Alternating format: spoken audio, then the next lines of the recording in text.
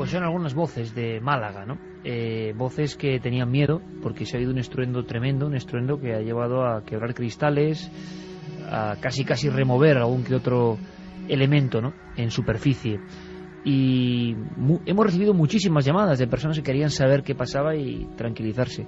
Y también hay mucha gente que dice, mira, la televisión o la radio o la prensa ya está dando la solución. Y mucha otra gente que no se lo acaba de creer, que siempre dice que hay gato encerrado.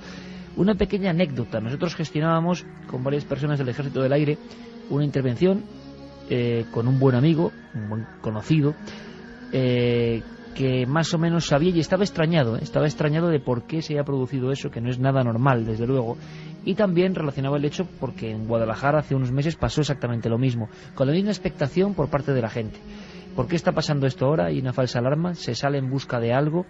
En fin, la gente, claro, tal y como está el patio, pensaba en todo tipo de opciones bastante negativas. Pero hete aquí que al final no han permitido a esta persona del ejército, sus superiores, hablar con Milenio 3. Cosa que es hasta comprensible, sinceramente, porque, en fin.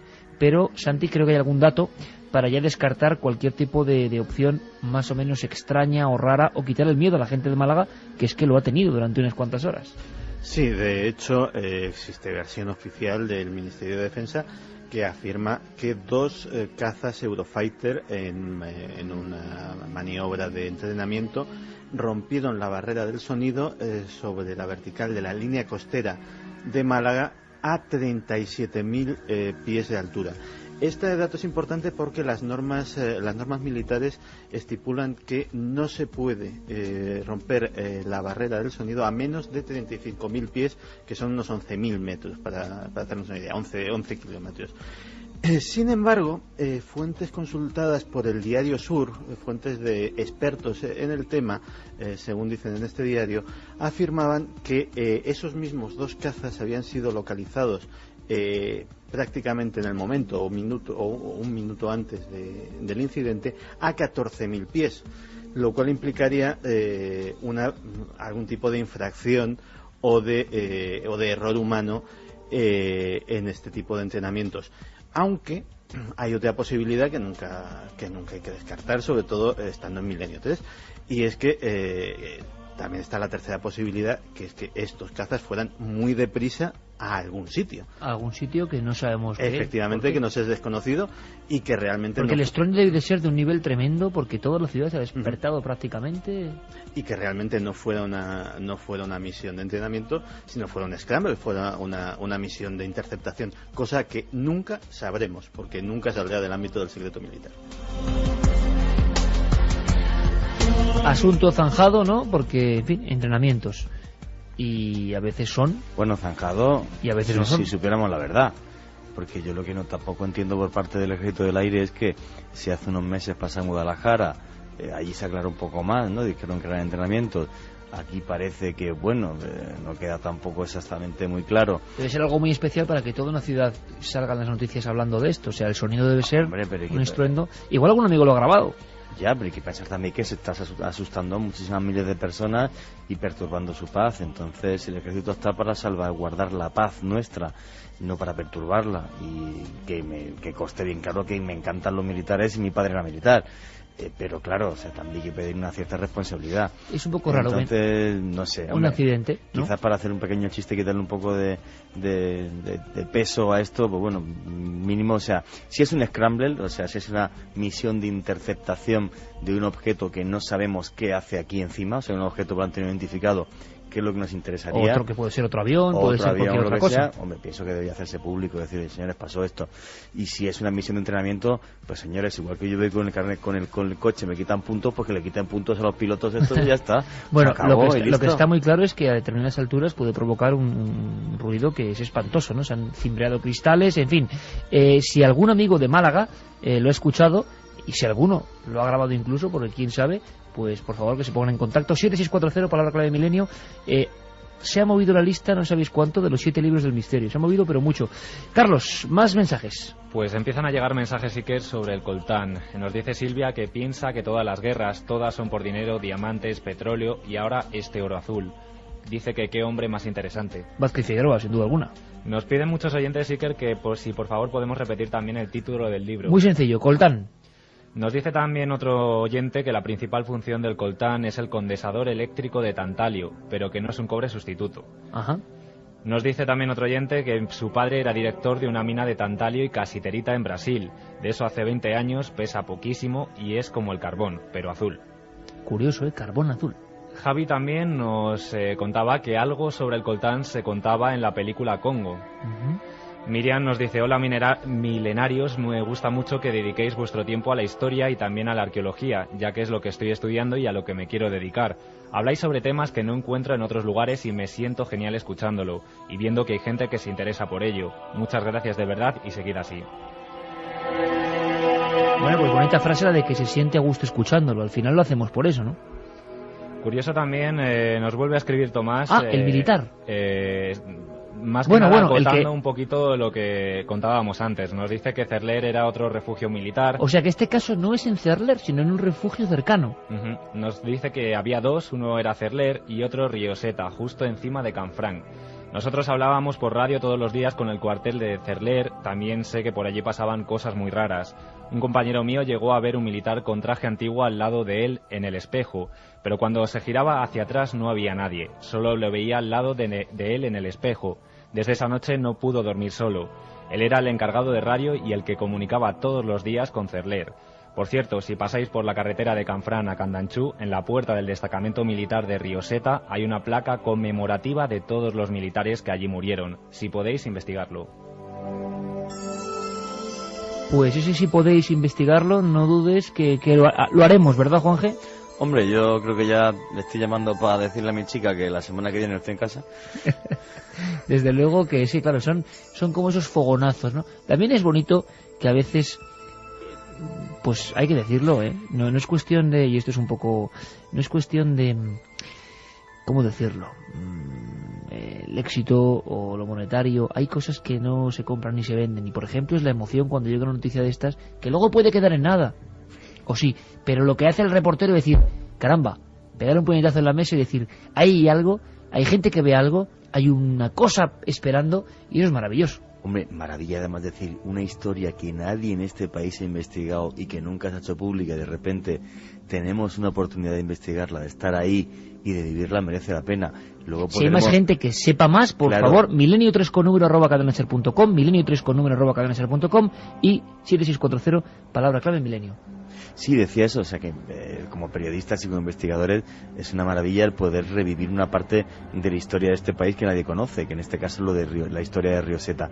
Yo cuando estuve investigando lo de Cerler me comentaron que había otro cuartel que después de la famosa avalancha también habían sucedido fenómenos extraños, pero nadie me dio nombre alguno y lo tomé como un rumor sin fundamento, la verdad, que hasta esta noche.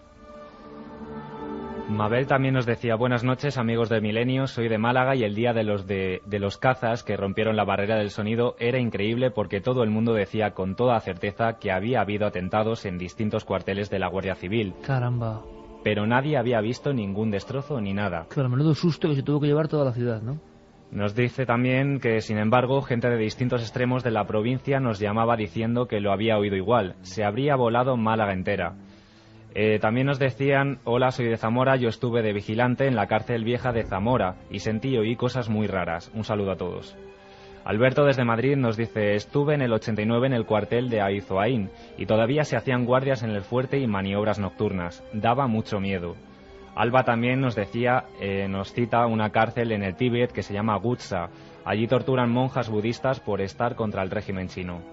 Sergio desde Zaragoza nos dice también que hizo la mili en el 95 en Aizoaín también, y que justamente debajo de San Cristóbal, donde les llevaban a correr, sentían que eran observados por las noches. En fin, o sea que esos testimonios que llegaban en su día y que nos indicaban que por lo menos teníamos que recorrer San Cristóbal vuelven a hacerse realidad. Ahora lo que se va a hacer realidad poco a poco es, esas notas, ese piano, Geray, poco a poco ese piano interpretado casi ya. Es que nos imaginamos el propio Santi tocando el piano, yo creo ya, ¿no? Ya es como una imagen iconográfica del mundo milenario profundo.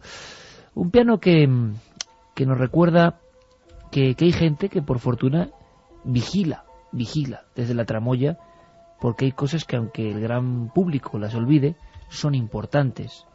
Hombre, lo que viene ahora fue tremendamente importante. Marcó y rompió un país también. Turno para Santi Camacho, que nos va a hablar de la Stasi, renaciendo de entre las ruinas. Así se llama este himno. Es el himno de la República Democrática Alemana. Sin embargo, Alemania Oriental y Alemania Occidental consiguieron efectivamente renacer de las ruinas dejadas por los bombardeos aliados en la Segunda Guerra Mundial. No obstante, hay otras ruinas, y en Alemania Oriental cayeron en la ruina de lo emocional, en la ruina ética, en la peor de las ruinas, en la ruina del alma.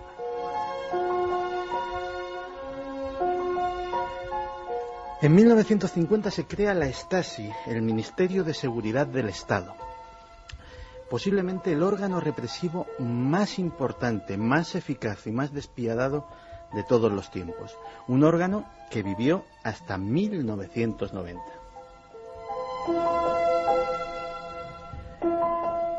El 9 de noviembre de 1989 cayó el muro de Berlín. Todos los que ya vivíamos por aquella época y tenemos años para contarlo, recordamos con emoción un día en el que cambió para siempre la historia. Pero ese no fue el día en el que murió la Stasi.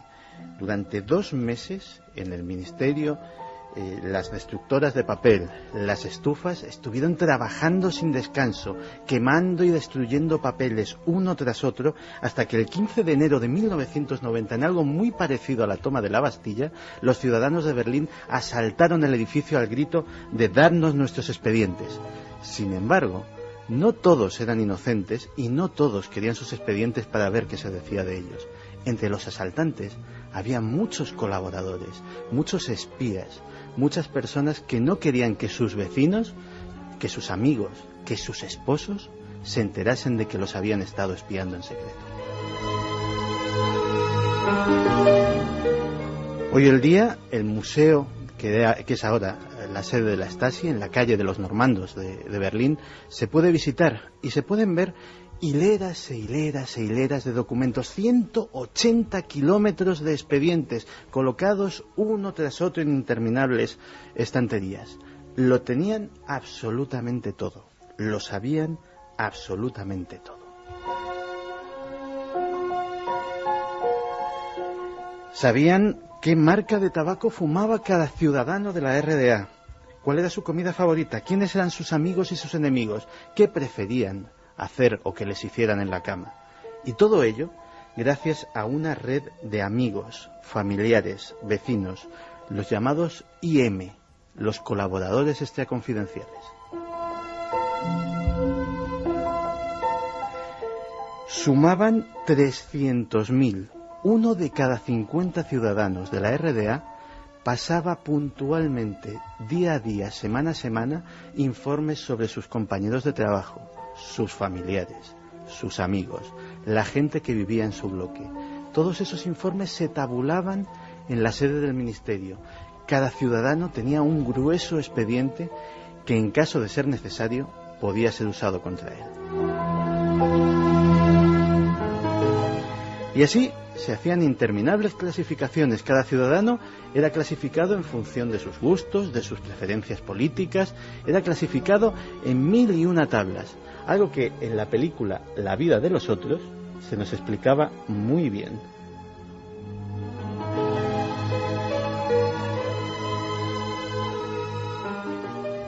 Existen 5 tipos distintos de artistas, Wisla. Y Draiman, por ejemplo, es el cuarto, antropocéntrico histérico. No soporta estar solo, le gusta conversar a todas horas y tener amigos cerca. En ningún caso hay que juzgar a este tipo, estaría encantado. El arresto provisional es el mejor método, es el camino más rápido para desarmarle. Aislamiento total y sin decirle cuánto tiempo estará encerrado. Ningún contacto humano en todo el tiempo, ni siquiera con los vigilantes. Todo lo contrario, un buen trato. Nada de hostigamientos, insultos ni escándalos. Nada de lo que pudiera escribir más adelante. Se sabe mucho de lo que este personaje nos hablaba, de los siniestros interrogatorios interminables de personas que eran capturadas a la salida de su casa mientras estaban en el autobús, en el momento en el que menos lo esperaban, y se les preguntaba por las cosas más diversas. Algunos eran considerados peligrosos para el Estado, y con eso se acababa en silencio. En 1999, la revista Der Spiegel publicaba una historia aterradora de cómo se acababa con algunos de esos disidentes, sin hacer ruido. Había un método. Mientras estaban en detención sin que ellos lo supieran, se les irradiaba con radiación y luego se les devolvía a su casa. A la semana, al mes, un cáncer hacía su aparición. La muerte era rápida en algunos casos y en otra lenta y agónica, pero desde luego nadie podía demostrar que el Estado tenía algo que ver con esto. La Stasi también era vengativa. Tenía su propio equipo de fútbol, el Dinamo de Berlín, y en los años 70 la estrella era Lutz Eigendorf. Eigendorf cometió el terrible pecado de desertar a Occidente, de desertar a la zona occidental, habiendo pertenecido al equipo de la Stasi. La venganza fue decretada automáticamente y tardaron en cobrársela 4 años. En marzo de 1983, Eigendorf sufrió un extraño accidente de tráfico a consecuencia del cual falleció 2 días más tarde. Cuando se desclasificaron los papeles de la Stasi, cuando se pudo entrar en ese archivo inmenso, en el expediente de Eigendorf estaban contenidos todos los detalles del atentado que se hizo pasar por un accidente de tráfico. La sofisticación era tal que cuando te llevaban a esas salas de interrogatorio, en la silla había un trapo absorbente, una bayeta. Esa bayeta luego era, después de que el interrogado pasara por allí, guardada en un frasco. Prácticamente había un frasquito para cada uno de los que habían pasado por las instalaciones. Esos frascos se guardaban porque esa bayeta estaba impregnada con el olor de esa persona. Si algún día había que utilizar los perros para rastrearla, había que utilizar a los sabuesos para perseguirla por el campo o por la ciudad, ya sabían qué perseguir.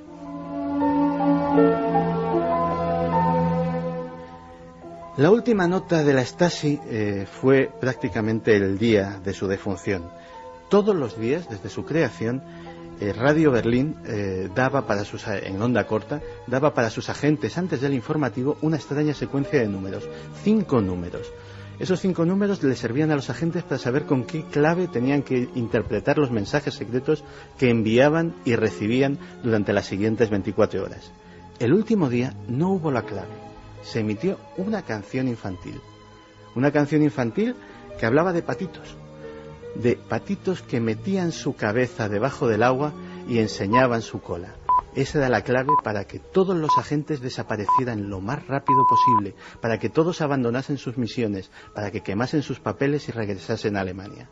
Ese fue realmente el día final de la Stasi. Voy a volver a mencionar este detalle porque, según los juristas, el que lo dijesen los archivos de la Stasi sin que hubiese nada firmado por ella o escrito por ella, es decir, siendo todo pruebas circunstanciales, no demostraba que ella efectivamente hubiese sido espía de la Stasi, con lo cual se quedó en un ten con ten legal la cosa, pero fíjate qué historia personal tan terrible. Y murió poco después este hombre, además, efectivamente, ¿no? Que la estampa yo creo que ya es del cine del siglo XXI, seguro, ese hombre con los cascos en el sótano escuchando, es una estampa del siglo XXI, la vida de los otros. Es una estampa del siglo XXI, y yo recomendaría... Del cine del siglo XXI. Yo recomendaría a todo aquel que vaya a Berlín que pregunte por esa calle de los normandos, porque por 3,50 €, creo recordar, se puede visitar el cuartel general de la Stasi, se pueden ver esas estanterías. La consulta no se puede hacer porque cada alemán oriental tiene derecho a ver su expediente de una forma privada y confidencial. Se le da solamente a él, solamente él tiene derecho a verlo y sabe que solamente sus ojos van a saber lo que contiene ese expediente, porque es su vida, son cosas su vida en un expediente tremendamente íntimas, pero también tiene derecho a saber quién le espiaba, también tiene derecho a saber cuánto se sabía de su intimidad. Qué historia. Y hasta ahora ya un millón de alemanes han visto esos expedientes sobre sus propias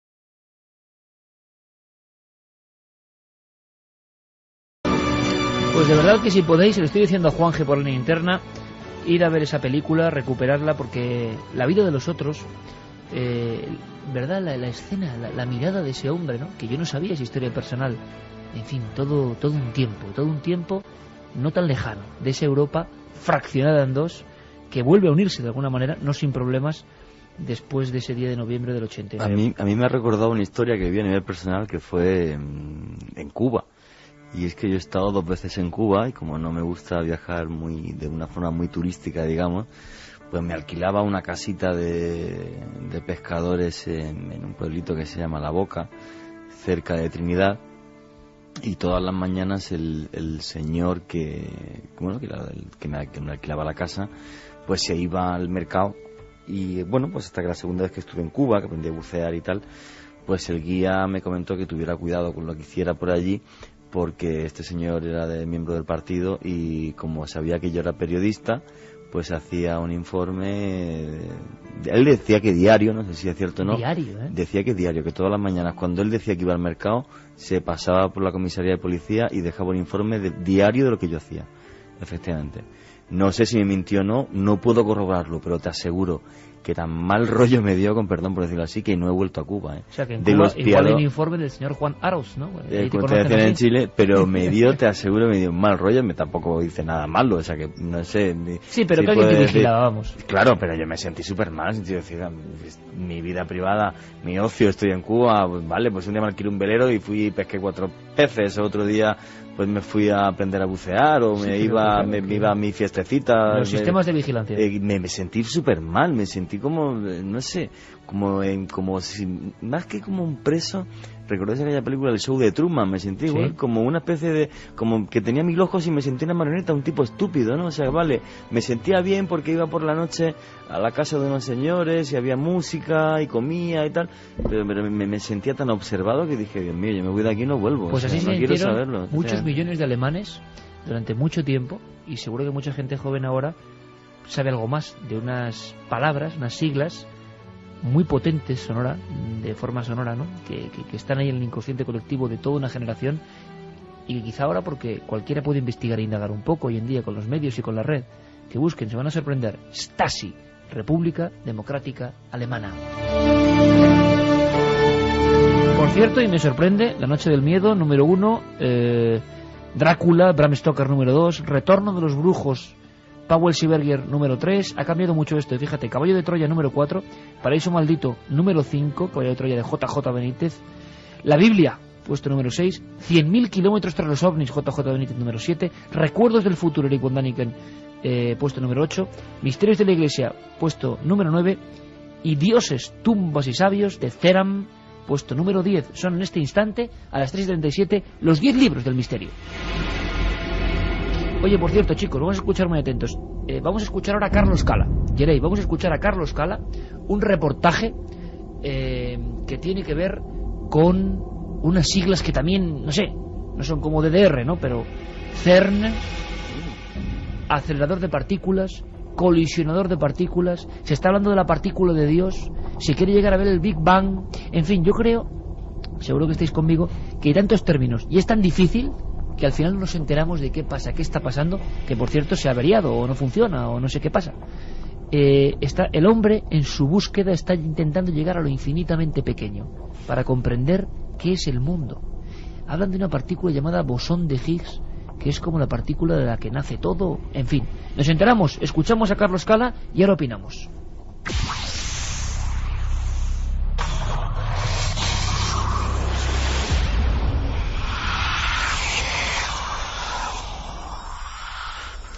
Tras la euforia inicial, 3, 2,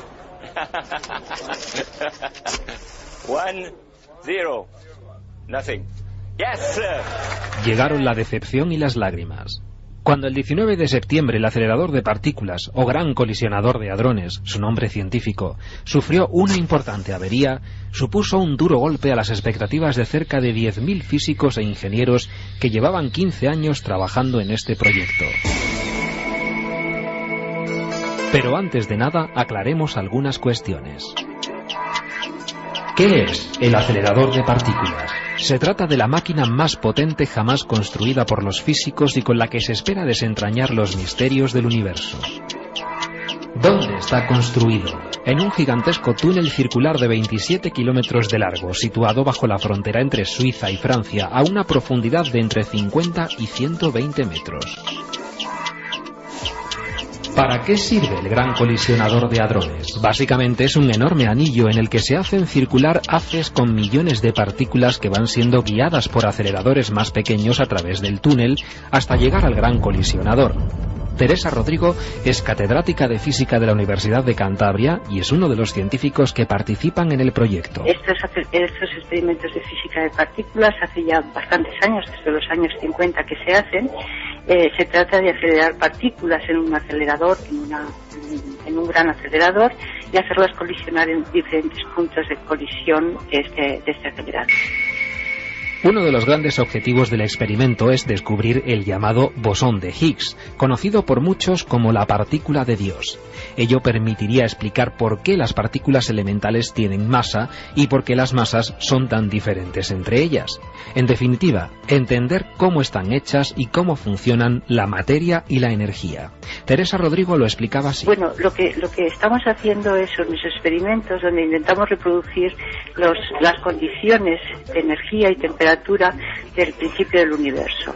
Entonces esto es realmente complicado porque hace falta llegar a energías muy elevadas y técnicamente es complicado conseguir acelerar los haces hasta estas energías. La idea es que los haces de partículas alcancen una energía de 5 tetraelectrovoltios. Solo entonces podrá producirse la colisión de protones, los que circulan por el anillo en el sentido de las agujas del reloj y los que van en dirección contraria.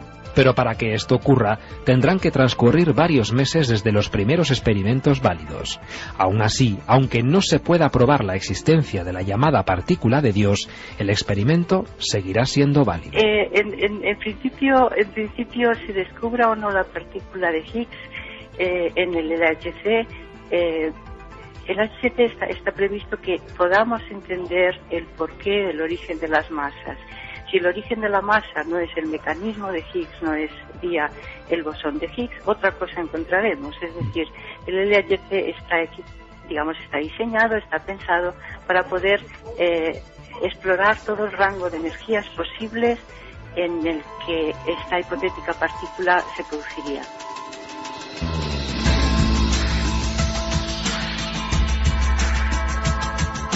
El acelerador de partículas está formado por 1.600 enormes imanes superconductores, que para funcionar correctamente deben ser enfriados hasta 270 grados bajo cero mediante 130 toneladas de helio líquido.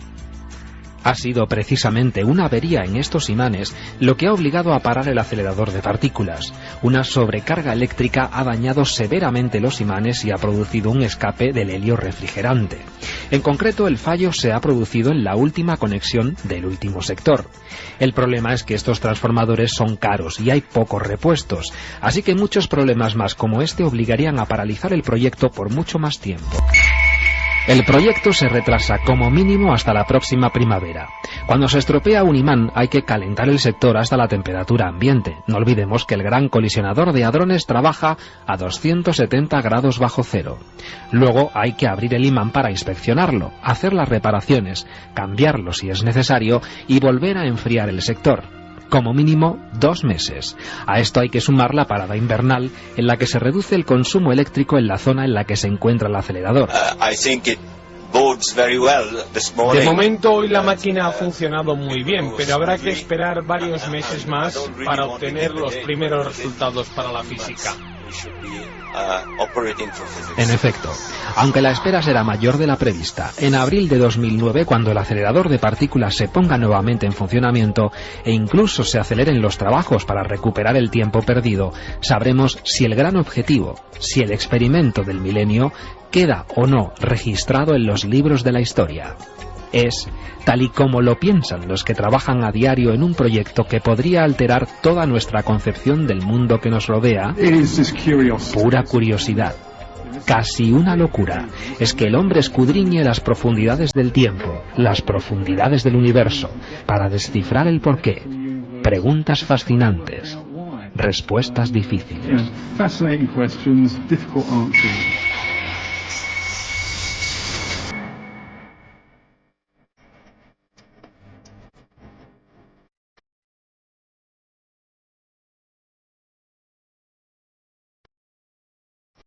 Milenio 3.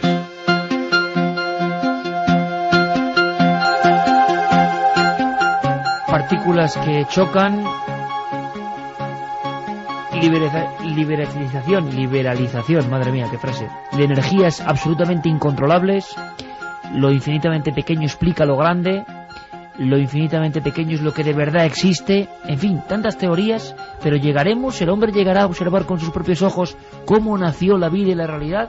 Es que da la impresión de que primero puede haber sorpresas, porque en esos umbrales de la física cuántica de las partículas imagino que hay sorpresas siempre, pero sobre todo, por ejemplo, si a nuestro tatarabuelo, si viviese, le dijésemos esto, que un día el hombre podría ver el inicio de la creación, ¿qué nos diría? Hombre, pues nos miraría con pasmo, pero no olvidemos que hay una opinión minoritaria, pero existe, de que a lo mejor esto vemos el principio o vemos el final, porque dos científicos, el doctor Walter Warner y un español, Luis Sancho, han denunciado al Centro Europeo de Investigaciones Nucleares y al gobierno de los Estados Unidos, que es quien financia mayoritariamente estas investigaciones, porque son de la opinión de que existe un alto porcentaje de posibilidades, según ellos el 75%, de que este experimento termine generando un agujero negro que se trague todo el planeta y vaya usted a saber qué más. Y parte del sistema solar o del universo, decían. Efectivamente. Hay dos informes emitidos por el CERN que descartan completamente esta posibilidad. Yo, que quiero dormir bien por las noches, y comparando los currículums también de los emisores de los informes a favor y de estos dos científicos, que bueno, pues tienen su formación científica, pero sin querer faltar a nadie. Son dos personas que lo han hecho en misión particular. Exactamente, no tienen unos currículums académicos tan abultados como los personajes que trabajan en el CERN. Pues quiero pensar que efectivamente todo está bajo control. Aunque fíjate que lo que se ha denominado una de las mayores proezas de la ingeniería humana, pues ha tardado 2 semanas en romperse. O sea que yo creo que nada está absolutamente libre de errores. Como decía Tilar de Chardin, aquello de cualquier tecnología superior llegará un momento en que será imposible de distinguir de la magia, ¿no? Sí, hombre, realmente te digo una cosa, ¿no? Se nos vende muy a nivel... No sé si son los científicos o somos los periodistas, ¿no? Lo que llegamos a vender cuando vemos una obra de ingeniería tal, el hombre va a llegar a ver un momento en el que pueda ver el momento de la creación. Yo creo que nunca veremos el momento de la creación porque nunca estaremos en él, no podemos viajar en el pasado, ¿no? Yo lo que sí le deseo a la ciencia es que progrese cuanto más mejor, y más la física teórica, que me encanta y que casi que es una forma de filosofía. De todas maneras, hombre, yo opino igual que Santi, ¿no? Estos dos científicos no creo que en absoluto tengan razón, aunque me imagino que... Ahora, igual dentro de un siglo tenían razón. Sí. Bueno, no habrá nadie para decirlo. Efectivamente. Sí, es verdad, es verdad. No habría nadie. Dentro del agujero negro. Pero bueno, lo que sí es cierto, yo esta semana pues me he estado leyendo un montón de artículos porque han sido publicados en los periódicos, ¿no? Y me llamó uno especialmente la atención, creo que ha sido publicado el miércoles en El País, en la parte de ciencia, y decía que bueno, que la gran incógnita de la materia no estaba en la materia, sino que la gran incógnita es qué es lo que hay en la nada, sí, en el vacío. Y la materia oscura del universo, que dicen que el 95% está por definir lo que es, y es el 95%. Efectivamente, y era un artículo del País que me lo leí de cabo a rabo y me encantó porque bueno, lo arguyendo de una forma muy genial. Yo haría una cosa, la semana que viene, se lo digo a Carlos y a Fermín, haremos una ronda de amigos científicos que saben de esto, porque los hay a favor y en contra, no creas, de este tipo de experimentos buscando el origen del universo y qué peligros pueden tener, y nos enteraremos de algo, nos enteraremos de verdad si puede haber peligros o no. Sí, por cierto que ante todo mis disculpas por romper el ritmo, no. Pero es que ha habido una noticia en la pasada semana o hace 10 días máximo que me llamó muchísimo la atención, y ahora que estamos hablando de cosas científicas, pues no quiero pasar la ocasión de resaltarla, y es que el Hubble descubrió un objeto absolutamente desconocido. No es una estrella, no es un planeta, no es un pulsar, no es un agujero negro, no es absolutamente nada que conozca la astronomía hasta ahora. Está muy lejos, es decir, no podemos ir a verlo por desgracia, pero es maravilloso que todavía se descubran cosas que no se saben lo que son. Distancias cósmicas, y no saben lo que es. Por eso sigo sin entender los científicos, algunos de ellos, no todos ni muchísimo menos, y creo que cada vez son menos, los que de una prepotencia piensan que todo se sabe o que todo lo conocemos, o que, bueno, además fíjate que estos días, no podemos decir con quién, tuvimos un almuerzo respecto a lo poco que muchas veces en este país, lo poco que se innova, o lo poco que la gente dice, ¿por qué no sacamos teorías nuevas o intentamos? Oye, salió a colación en el almuerzo porque hablamos del programa de la otra semana, cuando hablamos del proyecto Conciencia Global. Qué proyecto tan bonito, ¿no? O sea, ¿por qué no podemos intentar que las máquinas nos hablen, bueno, y además que acierten, no que acierten, sino que bueno, que hay miedo digamos al riesgo. Que sí, al miedo al riesgo, además, bueno, en este caso el de Conciencia Global, que la gente que no escuchó el programa, bueno, pues que las máquinas de repente pues sean capaces de anticiparse a ciertos eventos como el 11M, ¿no? Por Pero ejemplo, eso lo puede pasar en Estados Unidos, donde la gente tiene mucho entusiasmo y no tiene miedo. No tiene en miedo. En muchas ocasiones a mostrar sus teorías. Claro, de la Ángel, crítica. Una cosa, porque si no nos va a dar tiempo y esto es importantísimo. ¿Sabéis qué pasó exactamente ahora, no en esta hora, pero en este día concreto, hace 30 años, hace 3 décadas, fallecía? Y desde entonces, misterio. Y personas que defienden que fue asesinado en una maniobra de conspiración sin precedentes. Escuchamos el reportaje que nos trae nuestro compañero Joan Solés sobre el Papa de la Sonrisa, hace ya 30 años. Mai avrei immaginato quello che stava per succedere. Nunca imaginó que llegaría a ser elegido papa, dijo en su breve pontificado de apenas un mes. La sencillez de Albino Luciani, hasta entonces patriarca de Venecia, cargo que ejerció como un párroco, provocó gran fascinación en los venecianos primero y en el Vaticano después, tras décadas de severos y tortuosos pontificados. De hecho, Juan Pablo I reconoció en sus 2 únicas homilías como pontífice sentir miedo y sentirse huésped inadecuado del Palacio Apostólico. Entregó el oro de su cruz pectoral de pontífice a un centro de atención a disminuidos. En la Santa Sede, muchos temieron que ordenara vender incluso la Pietà de Michelangelo. Mia famiglia era povera, ho patito veramente la fame. Almeno sarò capace di capire i problemi di Mi familia era pobre y yo pasé realmente hambre, explicó. Por ello puedo comprender a quienes sufren el hambre. El pueblo del hambre llama de forma dramática al pueblo de la opulencia, dijo en otra ocasión. I popoli dell'opulenza, proprietà privata per nessuno. La propiedad privada no es para nadie un bien absoluto, afirmó este papa, que en una audiencia rompió todo protocolo al pedir la ayuda de un niño. Sì, un bambino può venir su a aiutare il papa, uno solo. Decenas de niños se levantaron entonces para estar cerca del papa. Fue hallado muerto en su cama en la madrugada del 29 de septiembre de 1978 a la edad de 66 años. Tenía a su lado la polémica lista de cambios eclesiásticos en la cúpula vaticana tras los escándalos financieros y no de la época del cardenal Marcinkus. Oficialmente los médicos de la Santa Sede diagnosticaron un paro cardíaco impreciso que desató todo tipo de especulaciones. Sin embargo, la primera versión que recibió el turno de madrugada de la Radio Vaticana encargada de dar la noticia al mundo fue que el Papa había tomado de forma involuntaria o por indicación errónea 55 gotas del vasodilatador Efortil en vez de 5 gotas. En la farmacia vaticana no consta en los registros, de hecho se pasa de las medicinas que tomaba Pablo VI a las de Juan Pablo II. Papa Luciani, de frágil salud, no aparece. 30 años después de su fallecimiento, sí aparece una segunda curación extraordinaria atribuida a Juan Pablo I que la Congregación para la Causa de los Santos estudiará. En este caso, de Daniela, enfermera, que habría superado un cáncer rezando ante una fotografía de Papa Luciani, características muy similares a las de otro proceso de beatificación mucho más avanzado que se sigue en la diócesis italiana de Altamura. El vicepostulador, Giorgio Lise, ha confirmado que se trata de curaciones extraordinarias que la medicina no sabe explicar. En cualquier caso, milagros que hay que considerar con mucha prudencia. Prudencia, precisamente, es lo que recomendó Juan Pablo I a su secretario Lorenzi cuando le preguntó cierto día cómo debía comportarse la Iglesia.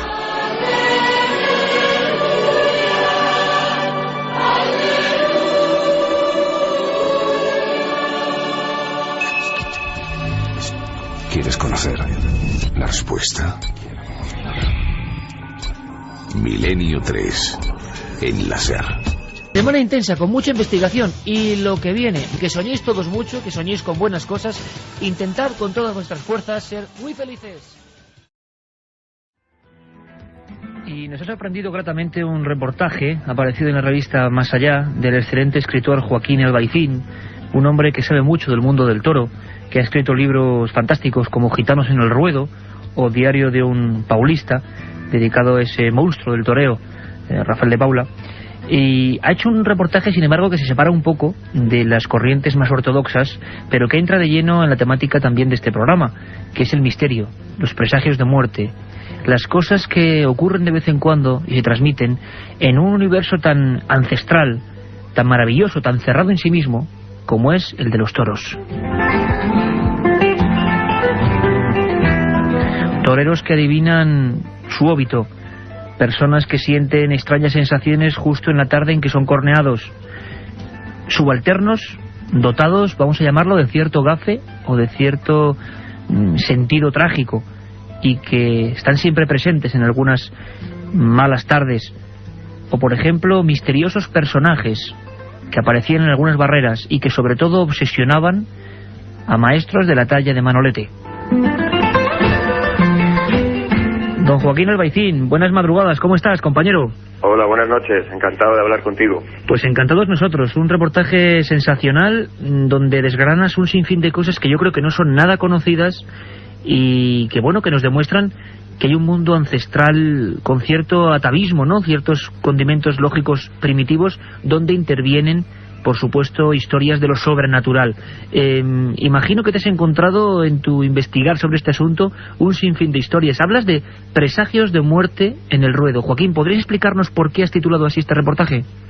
Bueno, sí, estos son un conjunto de historias que yo, pues, llegaron a mi conocimiento, sobre todo un poco por el ambiente familiar, que las escuché de niño, y después pues a través de toreros con los que tengo amistad o gente relacionada con el mundo de los toros que me las ha contado, ¿no?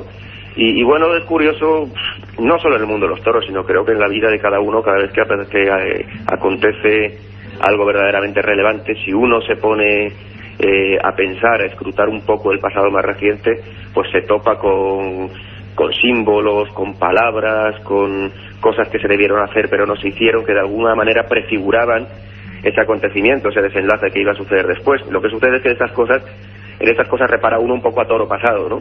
Nunca mejor dicho. Claro, y en el mundo de los toros, además, que bueno, que no es un arte que pertenezca en propiedad al mundo moderno, sino que pertenece al mundo tradicional, y por lo tanto es un arte en el que el ritual tiene un componente importantísimo. Pues en todo marco ritual, siempre que se deja de incumplir uno de los pasos prescritos, pues se crea cierta sensación de desasosiego, ¿no? Luego, además, si tenemos en cuenta que es un arte en el que aquellos que lo practican se juegan la vida, pues es normal que todo el mundo se aferre a instintos de seguridad que van más allá de lo lógico, ¿no? Adornas el reportaje con fotografías maravillosas y hablas de algunos grandes de toda la historia del toreo. Uno que es aficionado, al menos un poquito, ¿no? Intenta aprender de ese ambiente, como decimos, ancestral, ritual, mágico, sin duda, del toreo. Pues ha ido a hablar mucho, por supuesto no lo vimos ni tú ni yo, de Joselito, uno de los grandes toreros de la historia que falleció en Talavera de la Reina al comenzar la década de los 20. Hay ciertos presagios en esta historia, tú lo utilizas como, digamos, entrante en el reportaje. ¿Qué ocurrió, Joaquín? Sí, bueno, el protagonista de esta parte del reportaje es más que Joselito, Blanquet, que fue su peón de brega, y era uno de los peones pues más importantes de su tiempo. Y que se convertirá, como decíamos, en era un habitual de las tragedias, ahora nos lo vas a contar, ¿no? Sí, de alguna manera, porque Joselito lo llevaba siempre en su cuadrilla, y parece ser que bueno, el mismo día en que José toreaba en Talavera, estando en el patio de cuadrilla, ya a punto de salir a la plaza, pues Blanquet le comentó a Enrique el Almendro, primo de Joselito, que también banderilleaba con él, y le comentó, qué raro, estoy oliendo a cera, ¿no? Estoy oliendo a cera, o sea, algo mortuorio, ¿no? Algo que le recordaba algo, desde luego, relacionado con la muerte, quizás. Exacto, y parece ser que en toda la tarde, pues ese olor no se desprendió de su persona, y bueno, esa fue la tarde en que Joselito murió en Talavera, ¿no? Pero bueno, esto podría ser algo anecdótico si no fuese porque 2 o 3 años después, Blanquet iba en la cuadrilla de Manuel Granero, la tarde en que Poca Pena le corneó de muerte en Madrid, y justamente también antes de salir al ruedo en el patio de cuadrillas, Blanquet volvió a sentir ese mismo olor y se lo comentó a otro banderillero, estoy oliendo a cera, y claro, decía, esto en mí es muy peligroso, porque la última vez que olía cera murió José, ¿no? Precisamente esa tarde pues murió también Granero, y bueno, a cuento de ello pues ya Blanquet se quedó bastante sugestionado, y porque él interpretaba aquel olor como el olor de la muerte. El olor de la muerte, Joaquín, pero además la cornada de Granero, que no fue una cornada cualquiera, ¿verdad? Que aquí en el Museo de Cera de Madrid la hemos recordado muchas veces porque es una de las muertes más espantosas de la historia del toreo, ¿no? Sí, fue una cornada especialmente cruel, porque bueno, fue corneado varias veces en el suelo y finalmente el pitón le entró por uno de los ojos, ¿no? Así que prácticamente lo destrozó. Y además, bueno, se dice que Blanquet incluso olió a cera, volvió a oler la muerte el día de su propio óbito, ¿no? Porque Increíble. Él ya se había retirado de la fiesta, sugestionado por esto que le había sucedido, pues él ya se dedicó a otras actividades, o se buscó otro medio de ganarse la vida, hasta que Ignacio Sánchez Mejías, el cuñado de Joselito, le convenció de que volviese a los ruedos enrolado en su cuadrilla.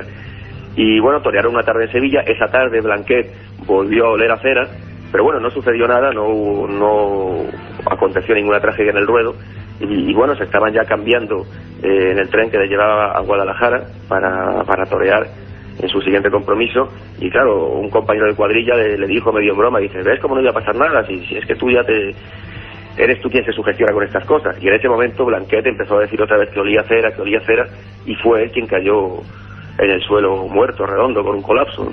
Es decir, que olió su propia muerte de alguna manera también. Ese día la cera pues era para él, no para su matador.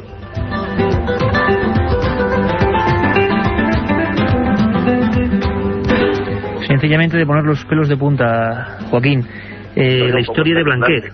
Exacto. Es algo realmente increíble, y que imagino que entre ese mundo cerrado, decimos, ese universo un poco hermético del toreo, pues claro, ¿cómo no se iba a sugestionar ese hombre, no? Los toreros son hombres de tradiciones, de supersticiones, pero yo de verdad pocas veces me he sorprendido tanto, como periodista, como investigador, con una historia digna de novela, realmente increíble, y que relaciona pues ni más ni menos que, bueno, al hombre que marcó una época, lo decíamos antes, ¿no? Manolete, que muere en la plaza de Linares en un mes de agosto trágico para el mundo de los toros, pero muy poca gente sabía pues su obsesión con otro extraño personaje, ¿verdad, Joaquín? Sí, esta es una historia además que yo nunca había leído en ningún sitio, yo la conocía por tradición oral.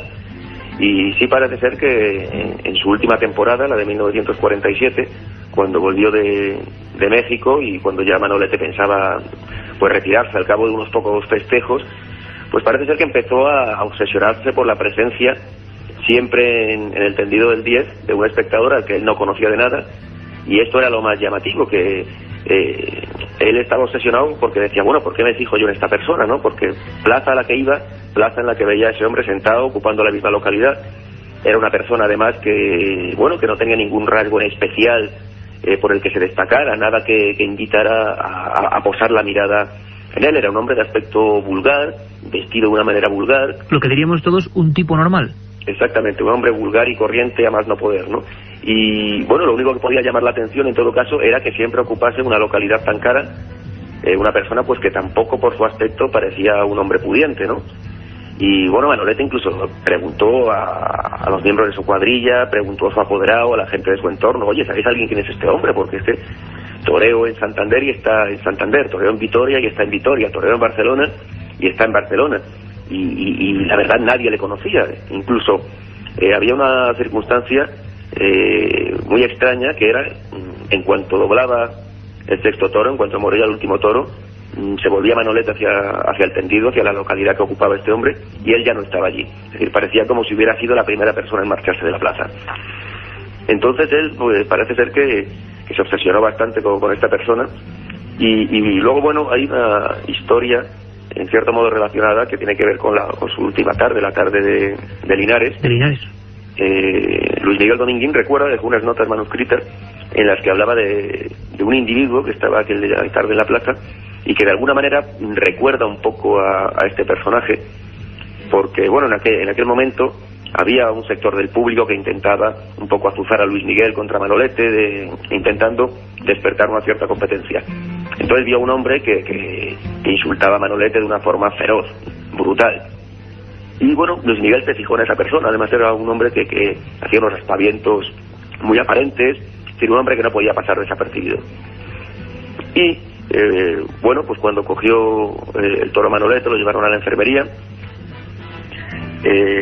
Bueno, vio a esa misma persona ya no atacando a Manolete, sino atacándole a él, culpándole con ese afán suyo de enfrentarse con Manolete, haber sido el culpable de la cornada, ¿no? Era la misma persona. Al cabo de las horas, cuando Manolete ya expiró en la enfermería de la plaza, ese mismo hombre entró y se echó a llorar sobre el cadáver, y curiosamente Luis Miguel preguntó a varios amigos suyos que estaban sentados junto a él y nadie le recordaba, ¿no? Luis Miguel dijo textualmente que de alguna manera creía que ese hombre era una especie de encarnación o de visión de la muerte, ¿no?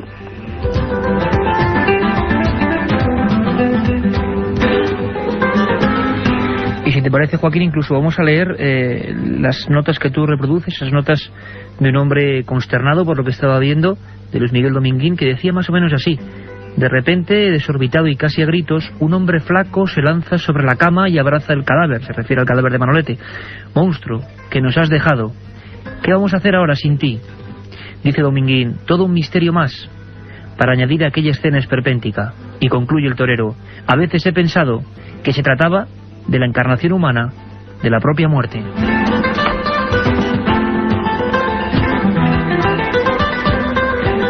Un mundo apasionante y en el que seguiremos indagando con Joaquín Albaicín. Nos has dejado francamente impresionados. Fenomenal trabajo, compañeros. Sabemos que hay un montón de documentación más, que en este mundo del ruedo, de la sangre, del ritual del toreo, es escarbar un poco y encontrar un sinfín de misterios.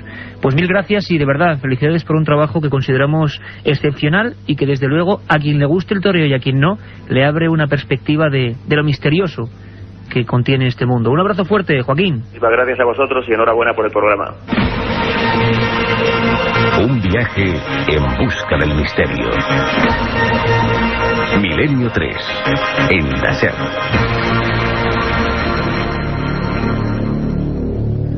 Tres y 26 minutos, seguimos en Milenio 3. Impresionante, Carmen, Joaquín Albaicín, menudo trabajo, qué gran comunicador. Un joven compañero que trabaja en ABC, en varios medios de comunicación, que ha hecho esos fantásticos libros como Diario de un Paulista o Gitanos en el Ruedo, y que, bueno, pues se ha puesto a indagar y hay mil cosas más por contar, ¿no?, en ese mundo atápico. Da hasta un poco de carne de gallina ese... ¿Quién sería, Carmen, ese hombre de traje gris con sombrero que obsesiona a Manolete? ¿Sería eso propiamente? ¿Tú qué crees? Cualquiera sabe, Iker. Yo estoy segura de que Manolete veía algo, pero no sabemos si era cosa de su mente o de verdad. Ese ser, ese hombre, estaba ahí. Pues quien sí está ahí es Santiago Camacho.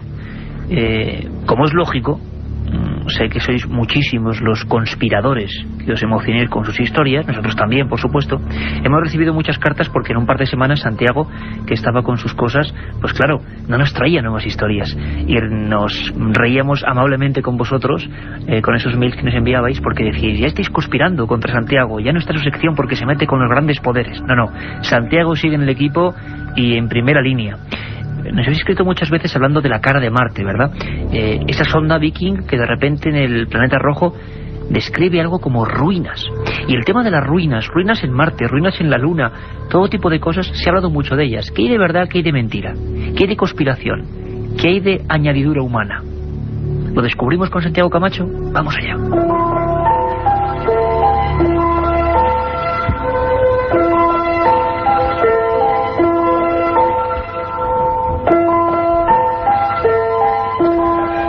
Ya hemos explicado en este programa en más de una ocasión las teorías que existen respecto a que la conquista de la Luna fue un simple fraude. Sin embargo, existe otro foco de desconfianza hacia la NASA aún más fascinante, la de quienes opinan que la agencia lleva años ocultando las pruebas de la existencia de vida extraterrestre inteligente.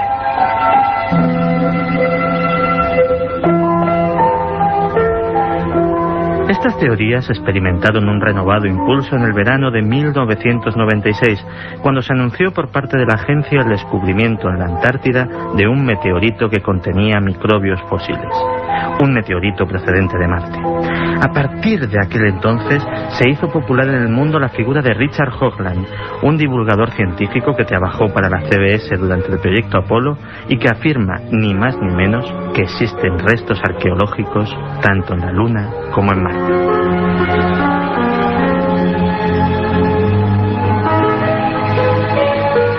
A mediados de los 80, Hoagland, junto con un equipo de técnicos y expertos, investigó en profundidad la llamada cara de Marte, una gigantesca estructura pétrea asombrosamente similar a un rostro humano que descansa sobre la superficie del planeta rojo.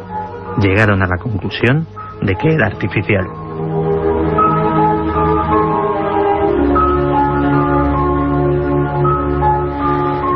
Pero la cara de Marte ya había subido a los altares de la conspiración en 1976, al ser fotografiada por primera vez en la 35ª órbita del Viking 1. Descubierta por los analistas de imagen Vincent Di Pietro y Gregory Molenar, su principal defensor ha sido realmente Hoagland, quien es conocido ya desde hace tiempo con el sobrenombre de El Hombre de la Cara.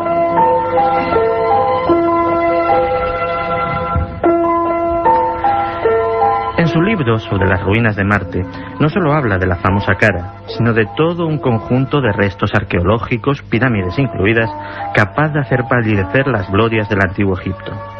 A su alrededor, Hoagland ha creado también una verdadera industria del merchandising, con gorras con la cara de Marte, tazas de café con la cara de Marte, pegatinas, esculturas, pósters y una de las páginas web más vistas de Internet.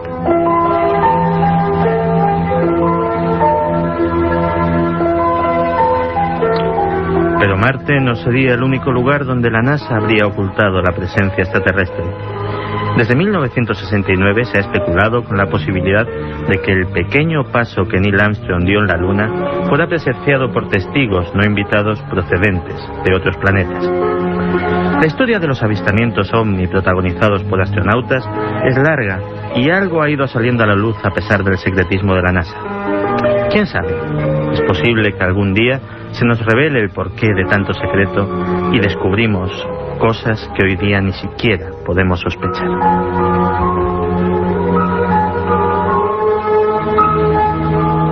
Un viaje en busca del misterio.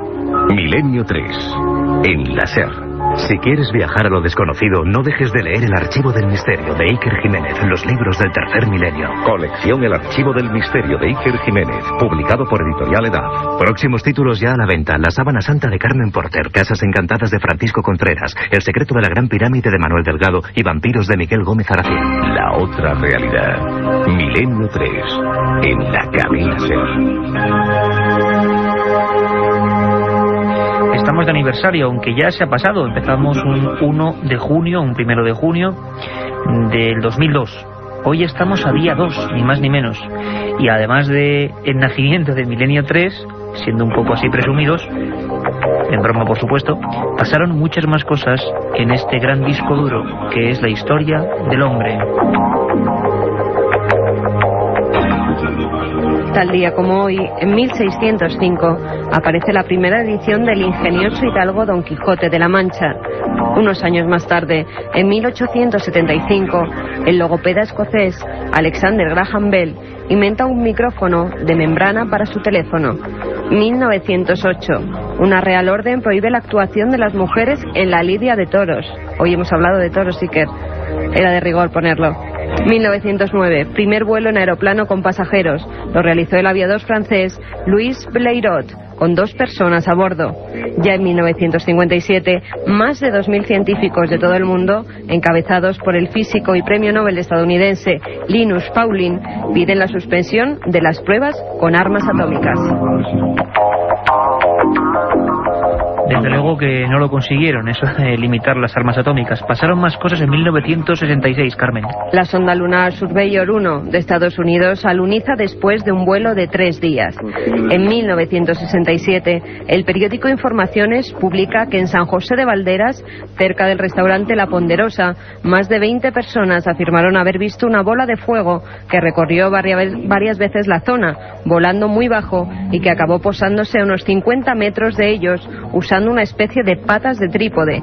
En el suelo quedaron unas huellas y una zona bastante grande del suelo, como si hubiera sido sometida a una gran temperatura.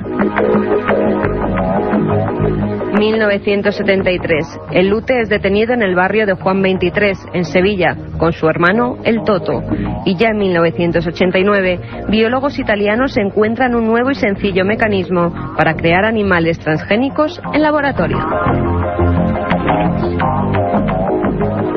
Un sinfín de cosas, un 2 de junio, entre ellas una historia apasionante, año 67, el OVNI de San José de Valderas, aquí al ladito, cuando esa zona de Madrid era pues campo casi desolado, en los castillos del Marqués de Valderas. Os preguntéis mucho por esa historia de Humo y los OVNIs de Alcorcón y de Aluche. Lo contaremos con todos los documentos. Pero si ahora, si os parece, si os viene bien el plan, a estas horas de la madrugada, cogemos la mochila, cogemos la cámara del alma y el micrófono que recoge los sentimientos y vemos eso que es transcurrir la vida y el misterio, en definitiva la radio, Milenio 3. Carlos Barroso se ha marchado a Haití, ni más ni menos, y nos va a contar cosas. Agarraos bien, si estáis en la cama, como sé que muchos lo hacéis, subiros la sábana hasta la barbilla, porque vamos a hablar del país de los muertos vivientes. Milenio 3, periodismo de lo desconocido, en la SER. Haití se encuentra en la parte occidental de la isla española, el lugar descubierto por Cristóbal Colón el 12 de octubre de 1492. En 1697 España cedió a Francia ese territorio formado por cadenas montañosas y llanuras en el centro, que se abren hacia el mar protegidas de los vientos alisios por numerosas elevaciones. El café es su principal producto de exportación. El territorio está fuertemente desforestado y la erosión es uno de los grandes problemas que amenazan el terreno. Con una población mayoritariamente rural y con pocos recursos energéticos, la madera es una de las principales fuentes de calor, lo que provoca un aumento de la tala de árboles. La mayor parte de la población, más del 90%, desciende de africanos. Pero Haití es un país donde lo oficial no casa mucho con lo que la población lleva a la práctica. 2 asuntos pueden servir como ejemplos. El idioma oficial es el francés, pero la mayoría habla el creol, una lengua que mezcla el inglés, el español y el francés antiguo con elementos africanos. La religión oficial es el catolicismo, pero la práctica del vudú está muy extendida.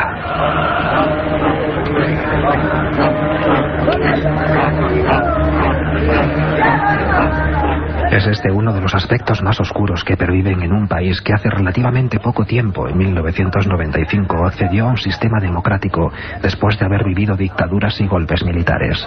El vudú evoca en Haití un mundo de misterios y rituales en los que se mezcla de manera siniestra la creencia cristiana con antiguas prácticas africanas. Un mundo en el que la magia negra, los cánticos, los bailes y el sonido de los tambores se mezclan en una interminable muestra de irracionalidad. Los Hungan, o brujos que dominan las técnicas del vudú, son los encargados de planificar los rituales. Ellos ofrecen sacrificios de animales, fabrican las muñecas de trapo en las que se clavan alfileres para provocar el dolor a la persona que representan, y dominan las técnicas de zombificación, con las que controlan totalmente la voluntad de las personas sometidas. Esto se consigue gracias a un compuesto llamado polvo zombie, elaborado a base de plantas, huesos humanos, tarántulas, sapos venenosos, gusanos y una toxina que se encuentra en el pez globo, un veneno muy potente que genera este animal en los ovarios de las hembras. Solo con inhalar este polvo se pasa de la vida a la muerte y después de la muerte a la vida de forma progresiva.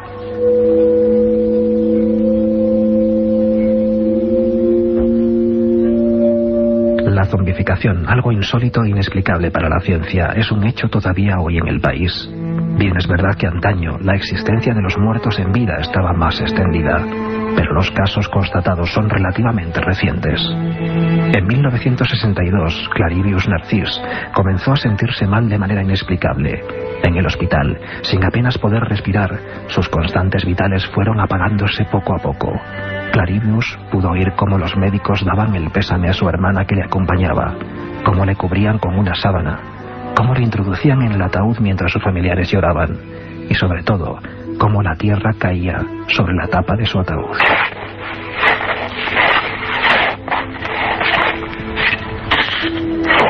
Clarivius Narcís ya no pudo oír más nada hasta que se descubrió de pie junto a su tumba en un estado parecido al trance, mientras dos hombres volvían a llenar su tumba de tierra. Otro le ataba las manos y le conducía a una granja donde pasó a formar parte de los esclavos que trabajaban en ese lugar. Así permaneció durante 2 años, hasta que su amo dejó de administrarle narcóticos, lo que le hizo regresar a la realidad junto con todos los demás zombies.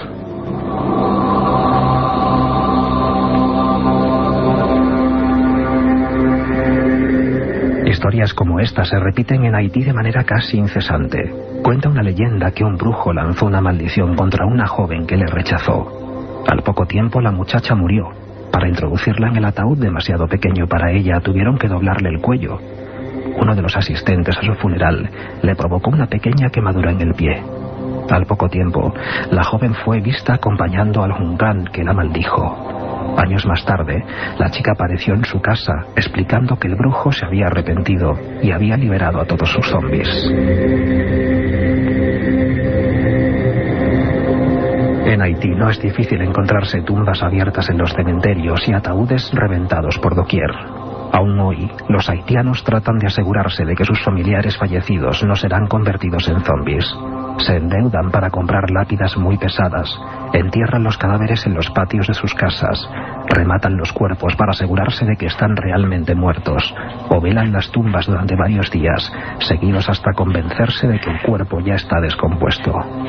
Cualquier cosa para evitar que sus personas más cercanas acaben convirtiéndose en máquinas de carne y hueso a las órdenes de un brujo del vudú.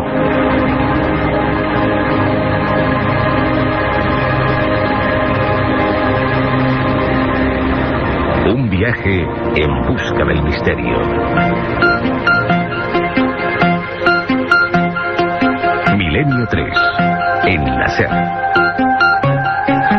3:41 de esta madrugada imborrable e irrepetible del 2 de junio del 2003. ¿Estáis ahí todos? Todos los amigos, los cientos de miles de amigos de esta familia de Milenio 3. Casi hay veces que hasta uno se lo piensa, ¿verdad? ¿Cómo nos ha puesto el cuerpo don Carlos Barroso? Tengo aquí a Carmen y a don Antonio Bravo en la nave del misterio y los dos están pálidos. Yo creo que también. Pero ahora, si os parece, para, como siempre, cambiar el rumbo, como una montaña rusa de las palabras y del sentimiento, nos vamos a algo más pacífico, a sentarnos en el sillón de la imaginación y a abrir las puertas de nuestra gran, entrañable y vieja biblioteca. La biblioteca de Milenio 3. Yo tengo en mis manos, sabéis que siempre recomendamos 2 libros, uno que se puede encontrar, que es novedad o que es fácil todavía de adquirir en las librerías, ahora que es tiempo de Feria del Libro, ahora que los próximos 2 fines de semana tenemos una cita con todos vosotros en la Feria del Libro de Madrid, ya lo sabéis, pues yo tengo un libro interesante, me lo estoy leyendo ahora mismo. Lo compré por un título que creo que puede dar para un programa y para 2. Minorías malditas. Autor Javier García Egocheaga. Editorial Tikal. El subtítulo: La historia desconocida de otros pueblos de España. Y es que seguro que muchos sí. Incluso seguro que muchos de los que ahora nos escucháis estéis en zonas muy cercanas a donde vivieron, por ejemplo, los agotes, los vaqueiros de Alzada. O quién no se acuerda, ahora ya han pasado un poco casi de moda, desgraciada moda para ellos, porque eran carne de páginas de sucesos, los kinkis, los quincalleros. ¿Qué fue de los pasiegos que decían que vivían como en otra remota era en el magnífico Valle del Pas de Cantabria?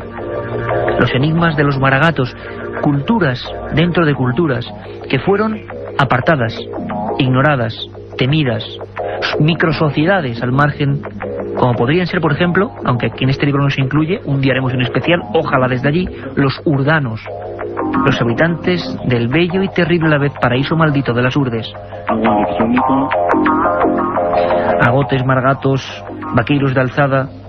No se incluye aquí, pero también existen los brañeros de Logrosán, pueblos malditos. Ya lo sabéis, un interesantísimo estudio. Hacen falta cosas como esta. Hacía por lo menos 25 años desde que publicara Juan García Tienza Pueblos Malditos Españoles, que no tenemos una biografía de esas otras razas y culturas que conviven con nosotros y de las que apenas quedan recuerdos de algunas de ellas. Pero los hay en las piedras y en los caminos.